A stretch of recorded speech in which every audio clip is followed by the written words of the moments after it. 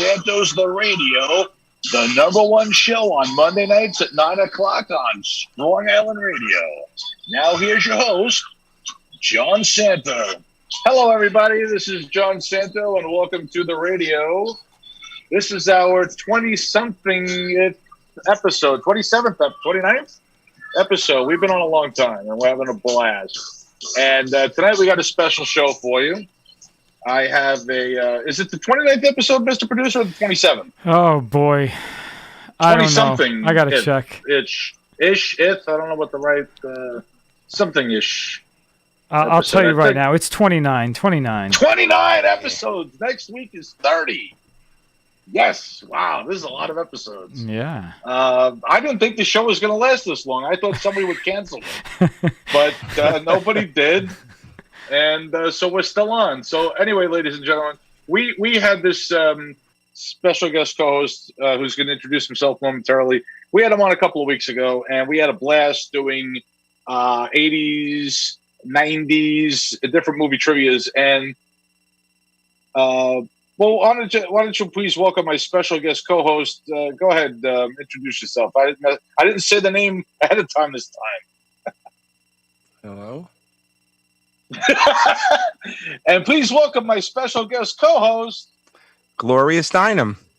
No! All right, let's do it again. Thank God this isn't live. Take two.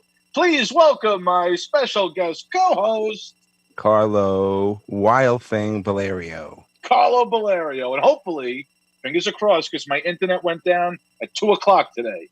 Fingers crossed we don't have any internet problems. Well, your internet goes down more than an Asian hooker. And John, I hate to say it, but we are live, so I don't know what... Oh, we are live? Yes, we're always live. Clean that up in post-production? No, we're live. Okay. Should we tape? Just so you know, for the future. I mean, after 29 episodes, yes, we do go live. Go live on video and show that pretty mug of yours. I agree. It's not like LaRocchia who should be off camera. He doesn't want to be seen on the camera. I don't know. I think we should. What are you, Bella Lugosi? You don't want to look in a mirror? See, I was just taking a drink. Exactly, and that's what the people should have saw, but they didn't. Right, you're not showing them radio gold. You know what it is? I have a face for radio, and I got a face for radio. I wanted it to come out of your nose. I was, it almost did. No, I know that we're live. That was a funny. We should probably tape ahead of time. And then see if we like the show before we subject people to it. I don't know. Maybe you just send it out as is. It's the beauty of improv. Can we do this on like a 1 week delay? Can we do like a 1 week delay? Yeah. 1 week delay. Well, welcome back, Carlo. This is an amazing. We had a blast last time. Oh, I loved it. And I got to tell you something. I thought I knew movies, but you are a formidable movie buff as well. Yeah, I have the most knowledge of the most unuseful stuff you'll ever want to know. That's right. We are pretty useless in terms of monetizing this knowledge. You and I don't know if we could make money unless we invent a game show and rig it so that we win. Yeah. No, that's what you should do, a game show. I could see you doing that. I could see you doing a game show, too. You'd be a good game show guy, host, game show person, or whatever the title is. You do it right on Strong Island. Yes. Well, then, if I did a second show, I would have 2 number one shows on this network and on those days in that time slot. There you go. Not many people could say that. So I think it's been a pretty slow news week, Carlo. Very slow news week. Right. Did you see the Trump rally in Tulsa? Yeah, I heard. Is that true that we might be graced by his presence today? Yeah, I got him all lined up. We're going to interview President Trump about the rally. Well, you're going to interview him. I have to. Was he combing his hair right now? You, but I want you to lead the interview because you're a better interviewer than I am. I think you'd be great. I'm a shit heel. Well, I think he's calling in now. 202 area code. That's Washington, I think. Yeah, that's right. 456-1414. That is the way. Yes, we do have the president on the line right now. The phony IRS people that call you. Oh wait, Bobby, what did you say, Bobby? We do have the president. He's on the line right now. Awesome. Thank you, Mr. Producer. Mr. President, are you there? Yes. Hello, Carlo. Hello, Bobby. Hello, America. It's great to be back on Strug Hour. This is the best network. I love this network. It's fantastic. Bobby's done things with this network that nobody's ever seen. Fantastic. How are you, Mr. President? Big fan. Oh, thank you, Carlo. I'm a big fan of yours. Your Animal House radio show is fantastic. You've had the best guests. Rich Little. I saw Rich Little. Donna Mills. Remember Donna Mills from Knots Landing? Yes. Did you ever date her? I never dated her. She was gorgeous. Absolutely gorgeous. One of the top women of the 80's, I think. Oh, yeah, definitely. And big, very big, very smart. She's very smart. She knows a lot of things. I saw Rich Little, fantastic. Rich Little was unbelievable. Way better impressionist than that hack John Santo that runs the show. Oh no, Johnny's aces. You got to get to know John. You got to make John a part of your entourage. That way, when you don't want to do interviews, he could do them for you. That's not a bad idea, Carlo. You're a very smart guy. I love your show. You're terrific. So I had a big rally in Tulsa. Yes, you're when it comes to rallies, you're making you're bringing in the numbers. And let me tell you something. Pay no attention to those comedians that want to make fun of you, because let me tell you something. You're bringing in. You got 11 million people watching you on TV, and one upper tier row was not filled. So there's comedians that wish they could draw like that. Carlo, there are comedians that are making fun of my attendance that couldn't even fill a coffee shop. Okay, some of these losers, they can't even bring 5 people to a Brigger show. They get their time cut in half because they bring 2 people. I'm filling stadiums. Stadiums. I don't want to mention anybody, but I fill stadiums of people. So we didn't have a couple of seats up on the upper deck. Every other seat was filled. Yeah. It was fantastic. And you know what the fake news shows you? They always show you when the people aren't even fully in the venue. They show you like the night before. They show 2 people, and that's. I think more people watched your rally than watched the episode of Who Shot JR on Dallas. And that was a big episode. I was shocked. I couldn't believe it was Denise Crosby. Did I give it away? But they should have seen it by now. But it was Denise Crosby, and she shot JR. But then she was in the pool. Remember, she was in the pool dead. Yeah. That other guy with the curly hair founder, I can't remember his name. The lawyer guy. But Cliff? Fantastic. Cliff.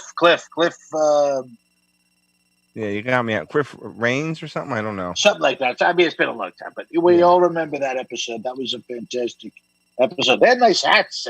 All the cars were Ewing 1, Ewing 2. The license plates were custom. I never thought of doing a custom plate. So let me ask you, Mr. President, how do you feel about the current election coming up? Are you confident, or do you feel that the virus is going to hurt the turnout? I think the turnout's going to be fantastic. I think it's going to be unbelievable. And you know what's funny about the Ewing 1 license plates? I never thought to put my name on a license plate. How ironic. I put my name every place else. Yeah, right.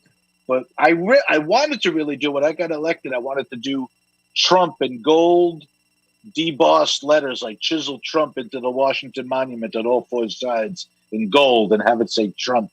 But they wouldn't let me do that. There's some kind of law. Are you worried about Biden? I'm not worried about Biden. I think Biden, Sleepy Joe, he came out of the basement.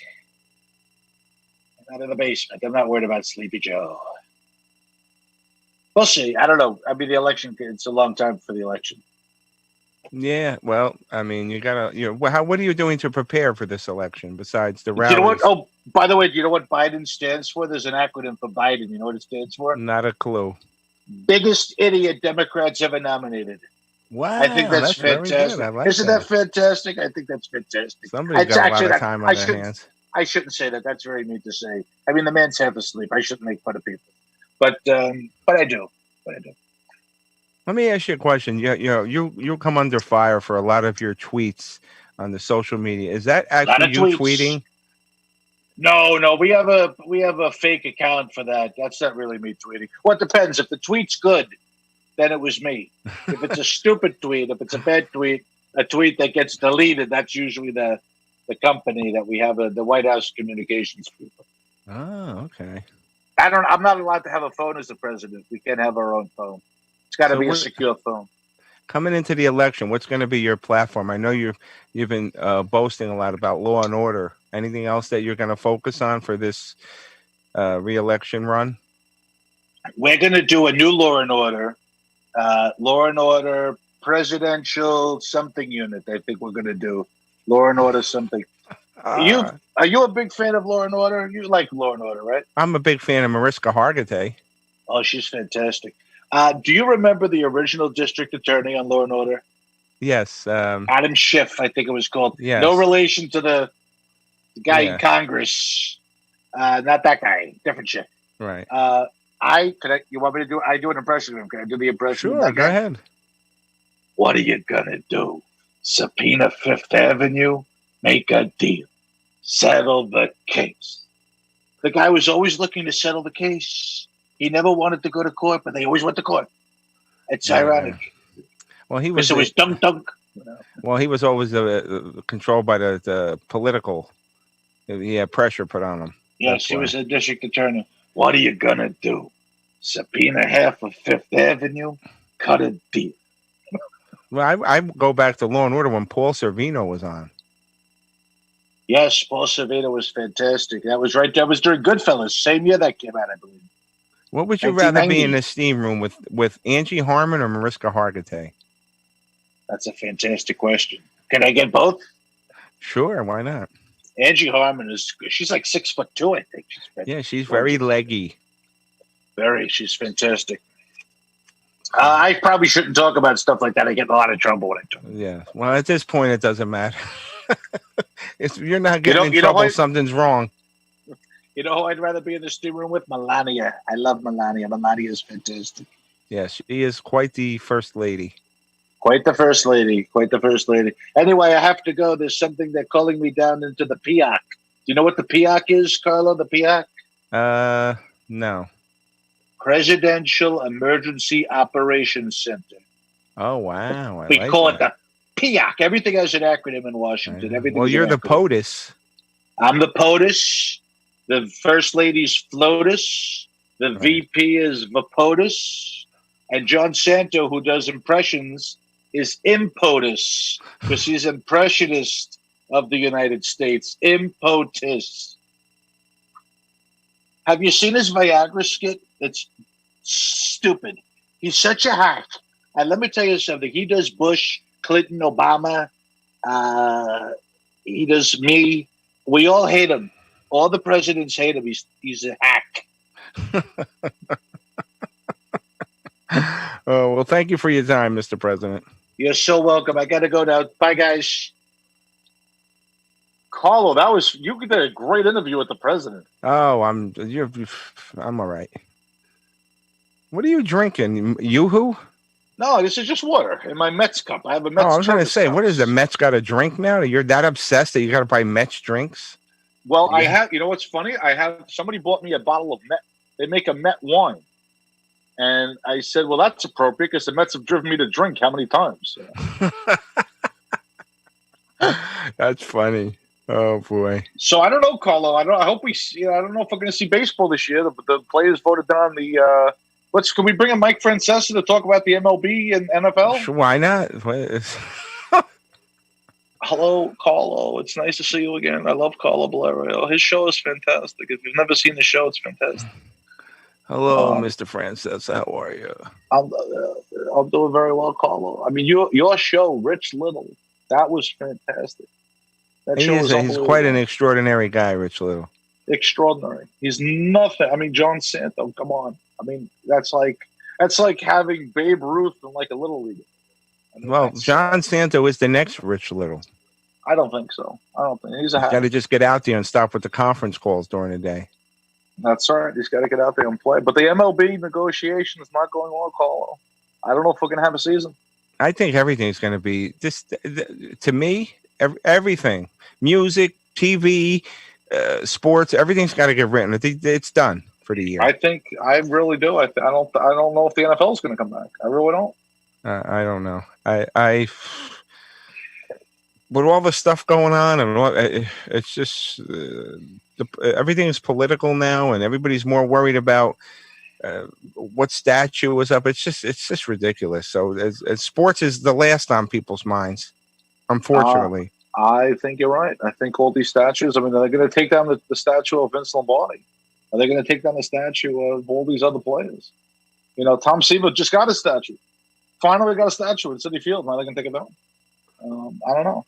That's crazy. I mean, if you can go through everything and nitpick it, I mean, what's the purpose of that? I don't understand. I don't get it either. I mean, you know, I thought we were finally getting to a point where everything was going well. I thought we were going to have a statue of you. A Mike Francesa statue. You could not build a big enough statue. And you'd have to build like 3 of them. Because I retired, then I came out of retirement, then I retired, came out. So you have to have like each one for each year that I was out of retirement. But fun stuff. So you're a football fan, Carlo. What's your football team? My favorite football team? I'm a Steeler fan. You're one of those guys. Steelers. Yeah, that's right. I'm not a bandwagon fan. I've been with them since the 70s, you know. Now, so here's my question. I always ask this. You're not from Pittsburgh, I don't think, right? No. So I always like to ask people this because I'm a Giant fan. I'm a Jet fan. I root for the New York teams. How come we didn't become like an Eagles fan or a Jet fan or a Giant fan if those were the teams that are in your area? In the 70s, the Steelers were the dominant team. They were always on TV, and plus I like the colors of their uniforms. Now, here's what's interesting about Pittsburgh. And I like the colors, although I don't like the new Jet colors. The new Jet colors are horrible. But the Giants, blue is my favorite color. I love the Giant blue helmets. I love the Jets, the old green, not the lime green, the hunter green. But let me tell you this about Pittsburgh. I cannot think of another city, and you help me out here if I'm wrong, where all the teams in Pittsburgh, the Penguins, the Steelers, and the Pirates, all have black and gold uniforms. They're all the same. I never thought of that. That's interesting. Yeah. That's the only city I can think of. Because you can go to, I've seen people at a Pirates game and they wear a Steelers jersey because there might be a football game at the same time. And they don't look out of place. Whereas you wear a Giants jersey to a Met game or a Jets jersey, what are you doing? You should have a Met jersey. How many cities are of there like that have 3 teams in one city? There's not many, right? That have like baseball, football, and basketball or hockey. Hockey. See, I don't know what the Pittsburgh. I don't know basketball at all, but you figure. I mean, New York has 2 hockey, 2 baseball, 2 football, and. No, if you get to like San Diego and Oakland, there's not going to be 3 teams. San Francisco has the 49ers and the Giants, but.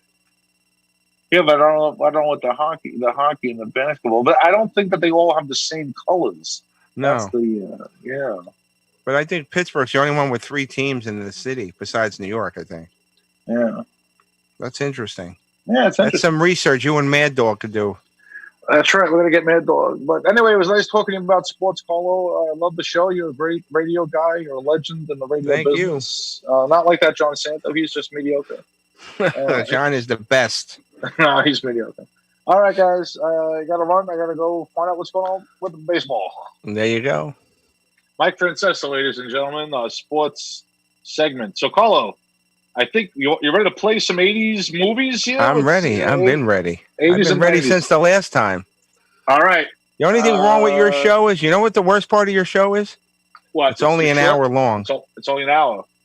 It's only an hour. But you know what? People have told me that's all they can tolerate of me. No. That's why I bring a co-host in. If the content is there, they'll listen. They get variety. If you build it, they will come. Oh, that's one of my... All right, let's start right there. Field of Dreams. I don't know that movie at all. Really? You will trounce me on that movie. Right, let me start, okay? Go ahead. All right. I'm going to give you the first question. Ferris Bueller's Day Off. Are you ready? Oh, I'm not proficient in Ferris Bueller, but go ahead. Okay, go ahead. Yeah. Cameron, Ferris's friend, had to call up and pretend he was a Chicago police officer. What was his name and rank when he did the prank phone calls to Ed Rooney? Lieutenant something. He was a lieutenant, I think, right? I don't know. You tell me. We got to get the Jeopardy clock. Yeah. What do you call it? Dun, dun, dun, dun, dun. Well, actually, you got to tell me. I don't know that one. Hello, Mr. Rooney. This is Sergeant George Peterson, Chicago Police. Sergeant George Peterson. Shit. That's one for me. All right, that's one for you. Hold on. I'll keep track. Hold on. I got all right. Carlo, me. And Carlo has 1 point. Okay, go ahead. All right, ready? Yeah. In the movie 48 Hours, when Eddie Murphy, who plays Reggie Hammond, says, "I'm hungry, I want some dinner," and Jack Cates, who's played by Nicolas Cage, says, "All right, you're hungry? I got some dinner." He goes to a vending machine and pulls out a candy bar. What was the candy bar? He goes, "There's your goddamn dinner." It was a... Man, you're good. Shit. Milky Way? No. That was... That was... You give up? Go ahead. Yeah. It was an old school candy bar. It was a Zagnut. Zagnut. Okay, that's obscure. Okay. That's 2 for you. All right. Okay. What do you want to do? You want to go every 3 points we switch, or how do you want to do it? Yeah, we can go back and forth. Now it's your turn. Okay. Iron Eagle. Yeah. We talked about that a couple weeks ago. Iron Eagle, right? Do you remember the colonel that gives him the briefing, tells him what happens to his father? His father got shot down. Wait, go ahead. I didn't hear the question. You froze. Right. So remember the colonel that Doug Masters, his father got shot down. He goes, "I want to see Colonel Blackburn," and Colonel Blackburn explains to him what happened to his father. Right. Remember that guy? Yes. What other movie was he in? What did he play? Prominent movie. Colonel Blackburn. I know him as the actor. It takes a whole heap of time just to make a phone call. Yep. We don't even have diplomatic relations with the bastard, so it takes a whole heap of time just to make a phone call. Oh man, I don't know. You got me on that one, but I know the whole scene. Oh, that scene, yes. Okay, so I'm going to give you a chance. I'm going to tell you the answer in a second. But what are the names of the missions that they fly to establish international airspace? He explained it to him in that scene when they're in that room. No, that's the missing man formation for Chappie. Right. They call it peacekeeping missions. Nope. No. Got me on that one. Freedom of navigation exercises to establish international airspace. Yes. Now they claim a 200-mile limit right about out to here. We only recognize 12. Right.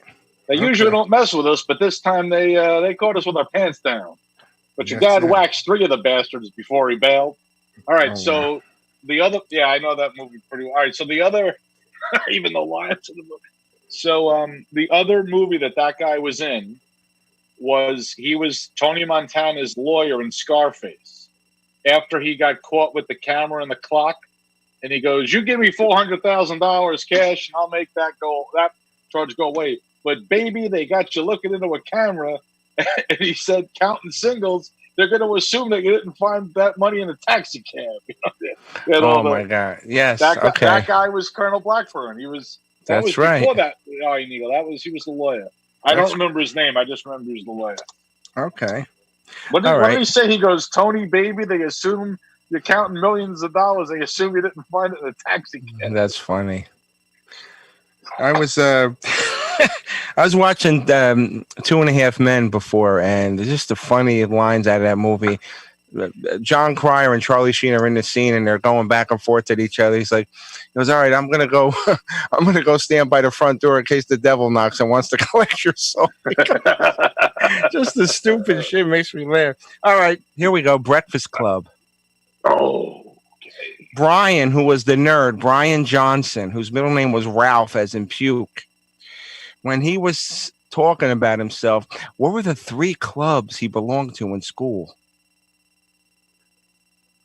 Glee Club? Glee Club. Get out of here, Glee Club. Glee Club. Brian Johnson? He was a geek, a nerd, so think along those lines. Science Club? Astronomy Club? No, close. Math Club? Math Club is one. Okay.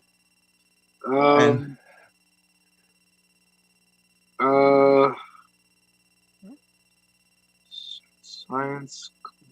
Wasn't astronomy a science? Like no. It's sort of a science and a math put together, this other one. Calculus Club? No. There's a Math Club, which you got.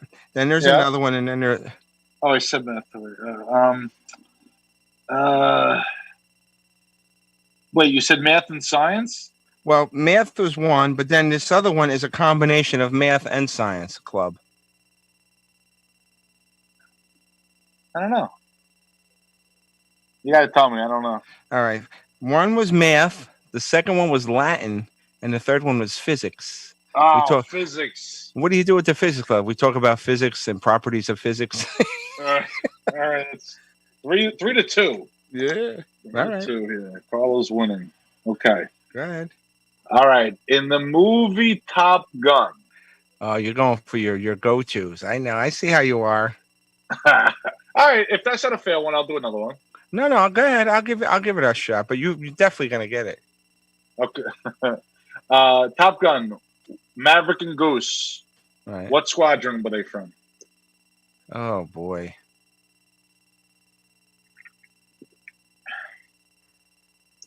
I'll just put that one right over here with try to 3-3. Yeah, that 43rd. Nope, VF1 Wolfpack. Oh, VF1. And Iceman, I forget what squad. I think it was VF103.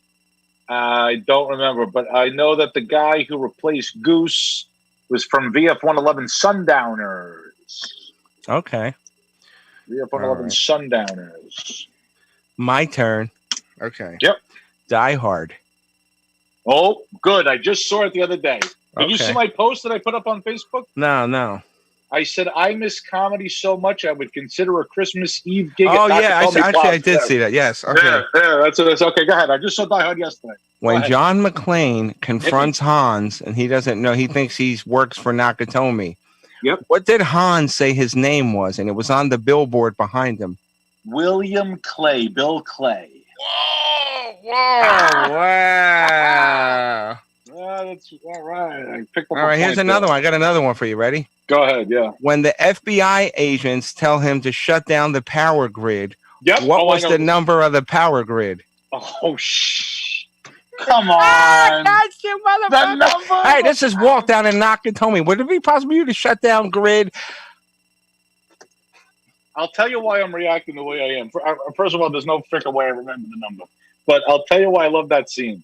So many times in the business world, I was that guy. Everybody's arguing about the hard way to do it. And I'm like, but I can do it right here. All I got to do is run thing. I could do it with a macro and Excel, or I could do it with... Everybody's like running all around. I'm like, but I can do it right here. Stop talking. I'll just do it, Like, it would take me less time to do it than it would to write up a proposal about how to do it.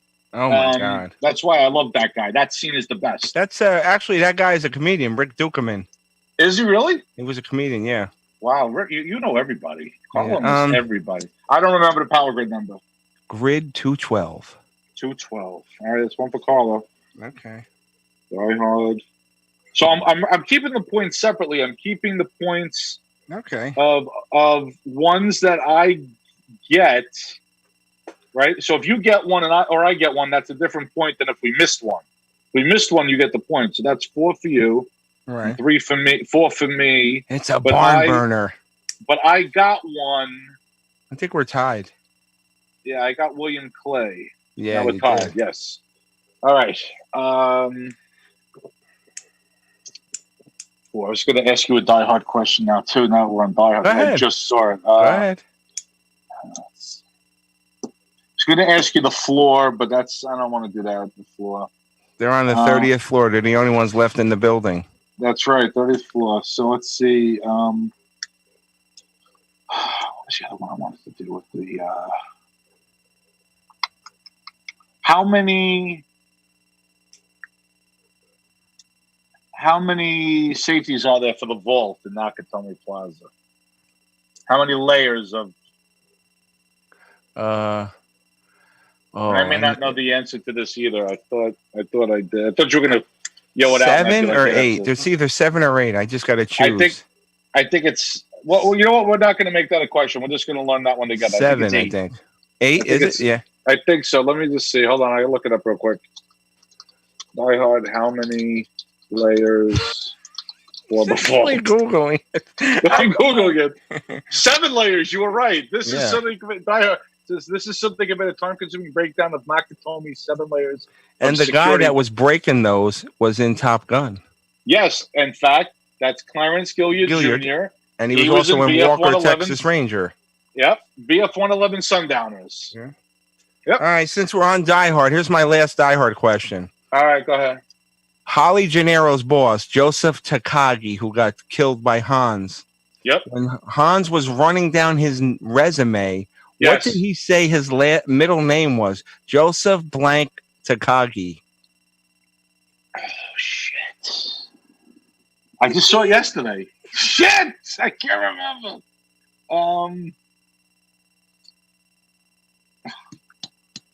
Crap! I just saw it. Joseph something Takagi. I don't know. You got to tell me. I don't know. Oh, we lost you. Oh, there you go. It's Yoshinobu. Joseph Yoshinobu Takagi. Takagi. Right, so. Oh, now where did he get his law degree? It was he had an MBA at Stanford, and he got his law degree at Harvard. Was it law degree Stanford, MBA Harvard? Maybe. Hold on, I'll confirm it. Takagi, Die Hard, resume. Let's see. Law degree. Let's see. Stanford Law, MBA, Harvard. Maybe you might be right. Yeah. I thought it was MBA Harvard because Harvard MBA stuck out. But that's okay. We got the 2 schools. It's one of the others, so we got the schools. And he interned at Manzanar. That's right. Now, what was the name of the suit? I have 2 myself. Oh. What was the name of the suit? Philip something in London. Philip Joyce. Die Hard. So Philip. London. Rumor has it Arafat buys his there. Philip. Right. Takagi, what did he wear? John Phillips, London. I have 2 John myself. Phillips, yeah. Rumor has it Arafat buys his there too. Yep. You don't work for Nakatomi. Oh, right. Okay. Here's another one. You ready? Last Die Hard one, okay? This is a classic one. What was the name of the last terrorist group that he read about in Time magazine? The other guy didn't know what it was. The other terrorist didn't know. Asian Dawn. Asian Dawn. I like when he whispers. He goes, Asian Dawn. He goes, I read about them in Time magazine. The new Provo Front.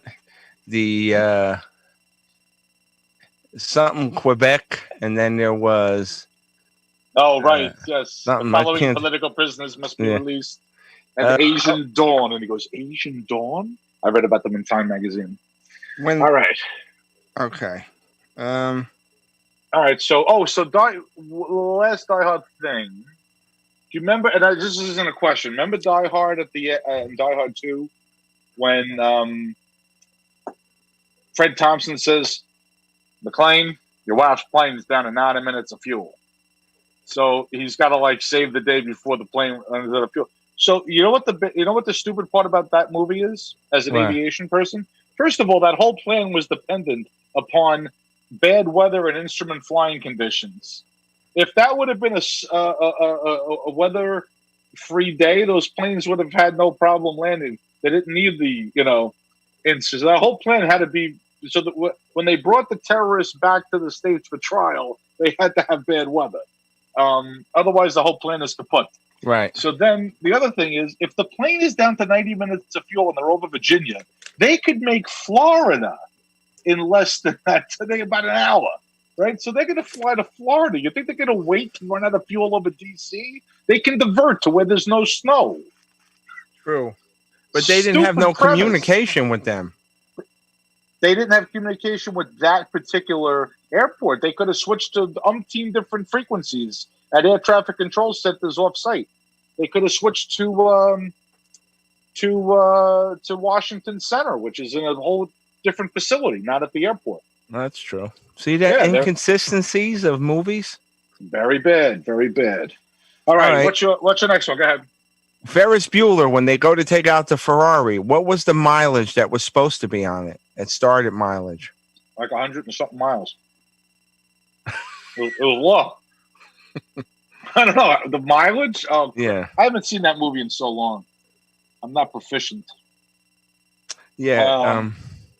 Jennifer Grey I was in love with Jennifer Grey in that movie. Jennifer Grey? Yeah, she was the sister. Yeah. And Red Dawn. Oh my God. Leah Thompson and Jennifer Grey in Red Dawn. Oh, the twins, yeah. They were supposed to be sisters. Yeah. They had that 80's hair. I love the 80's hair. The Holly Gennaro hair was amazing. Oh yeah, Bonnie Bedelia. I liked her in the movie where she played Shirley Muldowney. What was that? Heart Like a Wheel, it was called, the movie. She played the race car driver Shirley Muldowney with Beau Bridges. I didn't see that movie. Oh, that was a great movie. How old is... Oh, Bobby Bonilla came up. I'm looking for Bonnie Bonilla. Bobby Bonilla. Come on, Bobby. All right. 48 hours. Again with the 48 when hours? They go to the bar to find out where Billy Bear is, he says, I'm losing you. Odyssey, Houston, do you read? I think we lost. Am I down or is Carlo down? She's on. They live down the guy told him at the bartender, says she's down the block in Chinatown on top of they live on top of what? I missed part of the question. You were down. When they go into the bar to find out where Billy Bear is, he says, I only know where his girl lives. She lives she lives in Chinatown on top of the... I don't know. It was the laundromat. The laundromat. That's right. Oh my God, the laundromat. Yes. Oh man, you're tough. I am. All right, give me one. Oh my God, Bonnie, but she's as old as my mother. Yeah, she's up there, dude. She was born in 48, New York City. Wow. You got to watch that movie, Heart Like a Wheel. Yeah, I got to check that out. Did you ever see that one? Did you get to check out the one I told you, Let's Do It Again? With Bill Cosby and Sidney Poitier. You got to watch that, dude. Oh, Sidney Poitier. What movie was he in with Tom Berenger? Tom Berenger. Remember that movie? It was called Kirstie Alley was in it too. Sidney Poitier was like a counter-terrorism FBI expert, and he had to chase a guy. Tom Berenger was a woodsman, and he was like a tour guide of the woods. And Kirstie Alley was his wife or a girlfriend or something, and he kidnaps her. And now Sidney Poitier has got to team up with Tom Berenger to find the terrorist and rescue his Kirstie Alley. I'm not familiar with that movie. Be honest. You don't know that movie? What was the name of that movie? Hold on, I gotta look it up. I remember the one with Sidney Poitier called Nikita in River Phoenix. He didn't realize his parents were Russian spies. There was also one called Sneakers that he was in also. Oh, no, that was James Earl Jones. Yeah, that was a good movie. He was in it too, Poitier, with Robert Redford. And Dan Aykroyd and David, the other guy, David something, Strathairn. Yep. All right, so that movie came out, A Little Nikita came out in 1988. Yes. So the movie that I'm talking about also came out in 1988, Shoot to Kill. Oh, Shoot to Kill. All right, now I heard of it. Yeah, you know the movie. It's an FBI agent teams up with a tracker to pursue a murderer after he vanishes into the mountains and infiltrates a hiking group. And Kirstie Alley was the tour guide or whatever, the hiking group. Oh, wow. And he was also in, this is a good movie, also Bruce Willis. And so I knew we'd come. Remember The Jackal? Oh, yeah. That was a good movie. Yeah, that was about a hitman, right? Yeah, Bruce Willis was the Jackal, the hitman.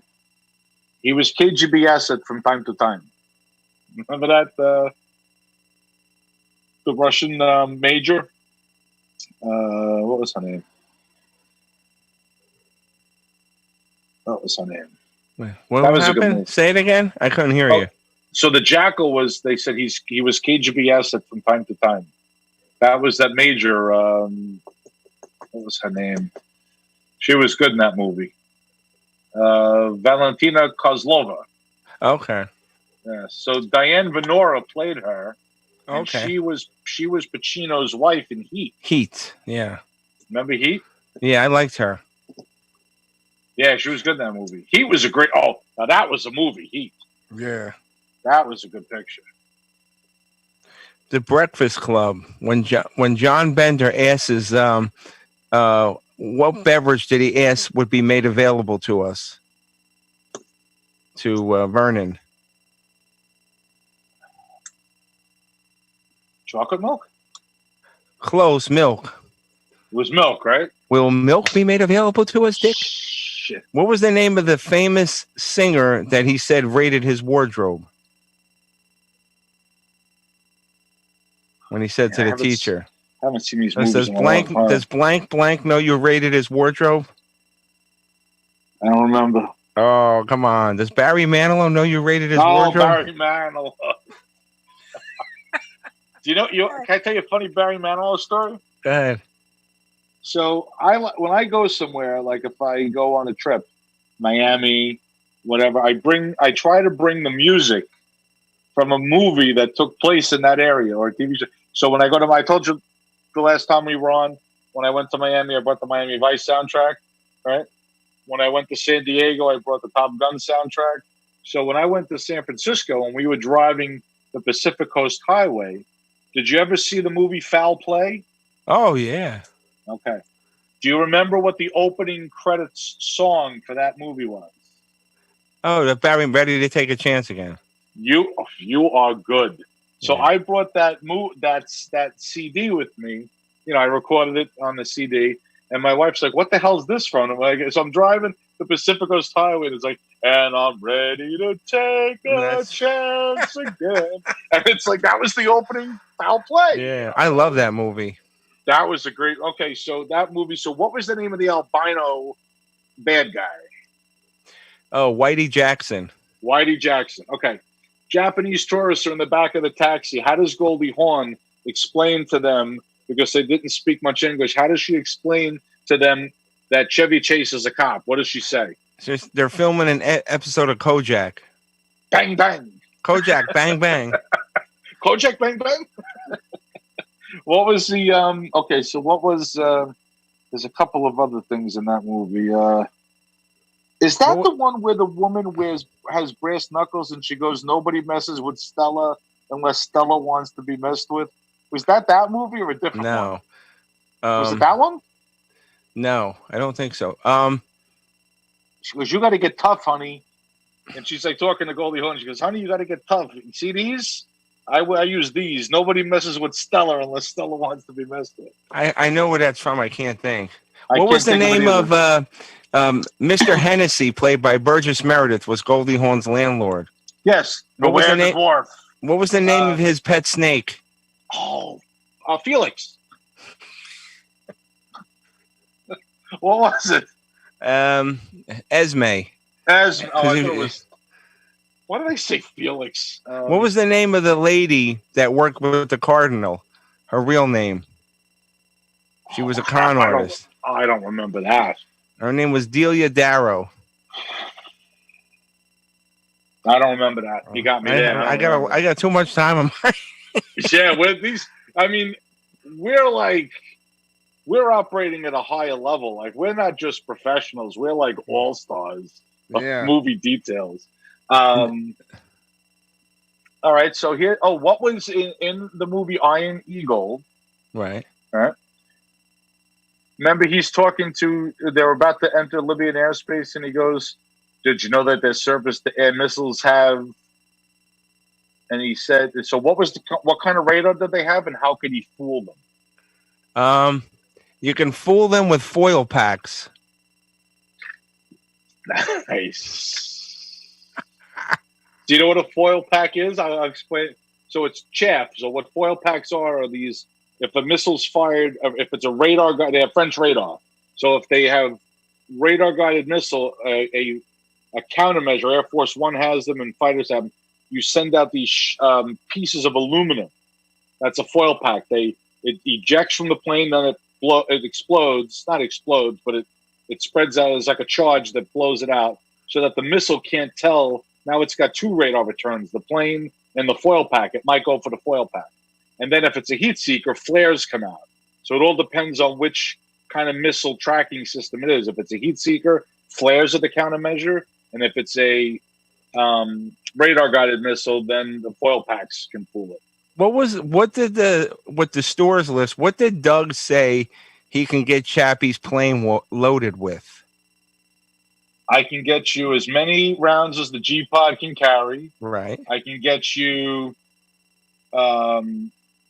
Mavericks. No. They did have Maverick missiles, which is AGM-65 Maverick. He said I can get you Mark 82s, right. Snake Eyes. Durandals. And Paveway Smart Bombs. Durandals, Paveway Smart Bombs. Did he mention Sidewinders and Sparrows? No. That's good. You got it. All right. Okay. Iron Eagle, good picture. What was? Oh, I have the. Hold on, we're talking Iron Eagle. Hold on, I got. I already queued it up. You ready? Listen to this. Hold on, I got to turn up my thing here. Can you hear it? I got the whole soundtrack. Yeah. Now, who did the musical score for Iron Eagle? Oh, it was.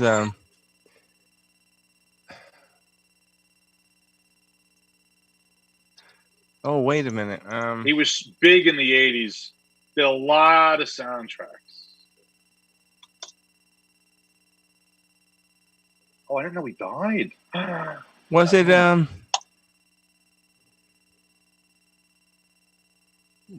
was it Bill Conti? Nope. No. I know Road of the Gypsy. Oh no. I mean the score. Now that was the band. Road of the Gypsy. The guy who did the score. Oh. The composer, the orchestra, the score. Got me on that one. Basil Polidorus. Oh, okay. I know him. That's very familiar. No, he did I'm just looking at the scores here. He did Conan, Red Dawn. Well, see, Red Dawn, Iron Eagle, RoboCop. I'm just mentioning the big ones. Hunt for Red October, Flight of the Intruder. Great picture. Danny Glover. Hot Shots, Free Willy, RoboCop, Under Siege 2, Mickey Blue Eyes. Then he died in 06. He did a lot. The other guy that did a lot was the guy who did Air Force One soundtrack. What was that guy? Air Force One. That was a great movie. Oh, Air Force One, yeah. Yeah, that was a great movie. Score. That was Jerry Goldsmith. Yeah, he did a lot. Yeah, Jerry Goldsmith, and then there was who's the other guy that does all the movies? There's so many of them, dude. But like these guys are like the iconic guys, like Jerry Goldsmith. There was another one. There was big score guy. The music really does make the movie. I've seen movie. You saw Working Girl, right? Yes. Okay. What does she tell the woman at the end when she thinks that she's the secretary, but she's not? She goes, I prefer executive assistant. So she goes, could you tell me what's expected of me? What does she tell her? She says, I know one of the things is never get me coffee unless you're getting some for herself. Right. And I don't expect you to fetch me coffee unless you're getting some for yourself. And you can call me, you call me Tess. Right, when we're in the office, I guess. Yeah. Yep. And the rest we'll just make up as we go along. Right. Yep. So I saw the end. So that movie ends with her calling her friends, and they play "Let the River Run" by Carly Simon. Very dramatic ending, a big happy thing. I saw the alternate music for that. It was like a funeral. It was horrible. Yeah. I'm like, the choice of the music for that scene makes it two different endings altogether. Even though not a word of dialogue is different and nothing is different in the cinematography, nothing. But the music makes it two different things. Yeah, if you can. They did a lot of that in movies that since they would with the alternate ending. Some of them I didn't like. Some of them I liked. Well, this wasn't so much an alternate ending. It was just there were two different musical pieces for the same shots and the same script. Now, did you ever see the alternate ending of Titanic? No. So do you remember how she's alone by herself in the back and she drops the diamond and she goes, "Oops." Right. So in the alternate ending, she's on the back of that ship, that salvage ship, and then Bill Paxton and the granddaughter see her, and they're like, "Oh my God, Nana!" And she runs over to her, and she turns around, and she's holding the thing in her hand, and Bill Paxton goes, "You had it the whole time?" And I'm like, she's like, "I had to return it to Titanic, mister," or whatever. And he's like, "No, you can't drop it in the water." And I'm like, first of all, unrealistic. If you know how much was that diamond worth? $50 million? At least, yeah. Right. Maybe more. If so, how many crew were on that ship? There were only like a few guys that all worked for Bill Paxton, right? Yeah.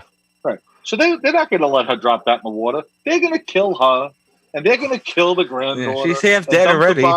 And dump the bodies overboard. Oh, they both jumped. They committed suicide. She went in the water. She went in after Nana, and they both died and drowned. And oh, by the way, we found the $50 million diamond. Oh my God! I would have tackled her for that fucking thing. Yeah, I did in my act when that came out. I did like a Sopranos alternate ending, and I'm like, so right before, not the alternate ending, but right before she's ready to tell the story, like Sylvia goes, "So the Titanic is going along at 30 knots. It's the berg, goes in head first." So then I have her going, That was a very forensic analysis, Mr. Dante, but living it was a lot different. He's like, "Whoa, wait a second. I don't give a shit about the nostalgia. I'm sorry for what happened to you, but right now, all we're here for is the frickin' diamond." Wow.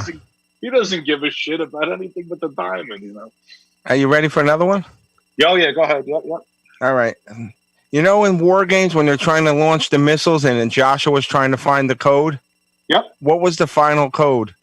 Oh, Jesus. What the hell kind of maniac are you? Because I had that burned into my head. Oh, come on. Hold on. I'm looking it up. War games code. Oh, it's easy. I had it burned into my brain. Hold on a second. Hold that thought. I'm pulling it up. I want to make sure you really know it. War games final code. I've watched the movie so many times. It's like I didn't even try to remember it just from seeing it. Yeah, you're operating at a higher plane of memorization than anybody I know. Well, I have an eidetic memory. I told you that. I know. Okay, go ahead. What is it? It's all right. CPE 1704. Don't even finish. PKS. You got it. What was the name of the General Beringer? What was the name of the major that he told to lock out all the changes? Major Giraldi, fully loaded. No, that was on No, Major Lynn. Right. I like when he goes, "I'd piss on a spark plug if I thought it'd do any good." Yeah. And then the best part was when Professor Falcon came in to the war room and he's like, "You picked a hell of a day for a visit, Professor Falcon." Call it off, John. It's John, great to see you. The wife still picks your ties. General, are you prepared to destroy the enemy? You betcha. Then don't you think they know that? Why would they launch a I believe we've made that abundantly clear. Get the ICBMs flush the bombers and get the ICBMs in the bullpen and ready to fly. Get me the president on the horn. That was a great movie. Okay, here's one thing. What was the name of in the beginning scene when they're in the missile silo? What was the name of the? Where was that? What address did Stephen Falcon live on when David Lightman was trying to find him? 1313 Mockingbird Lane. That's a fun 1313. I don't know. Goose Island, Oregon. Right. I remember the island. And he goes, "The dinosaurs, they were all over the sky." Is either one of you a paleontologist? I desperately need a paleontologist. No, we're high school students. Well, high school students, you're on my land, and I didn't invite you. And the last ferry's about to leave. Shoo shoo. All right, gentlemen, I hate to say this, but it's about that time. Oh, no way. Wow. Give us another hour. No, we can't do another hour. We're going to have you back on. You know what we're going to do, Carlo? I think we're going to make your segment like a regular recurring thing. You really want to subject your listeners to that? I think they loved it. I got feedback from the last show that was off the charts. They said Carlo's fantastic. Yeah. Well, we'll wrap up this episode. So, Carlo, you want to say anything in closing? Oh, what a pleasure. You're way better than this than anybody. You're fantastic. Well, you come up with some good ones too. Yeah, but I'm just like a loser that watched too many movies. You got to go outside of your wheelhouse a little bit. You keep going to Top Gun and an Iron Eagle. You got to try and venture out a little bit. Oh, it's hard to remember all the other movies. Yeah. But thank you again, Carlo Bellario, my special guest co-host. Thank you again, Mr. Producer. Thank you again to the audience for listening and making the show the ‑1 show on this network on Mondays at 9 p.m. There's no other show that even comes close. What's the funny part about it? You say that with such sincerity, like people ain't going to be on. But we also do regular listener surveys conducted by Santo Analytics, and we do very well in all those polls. No relation. Thank you again, Mr. Producer Bobby, and we'll see you again next week for our 30th episode of the radio. Good night, and good luck.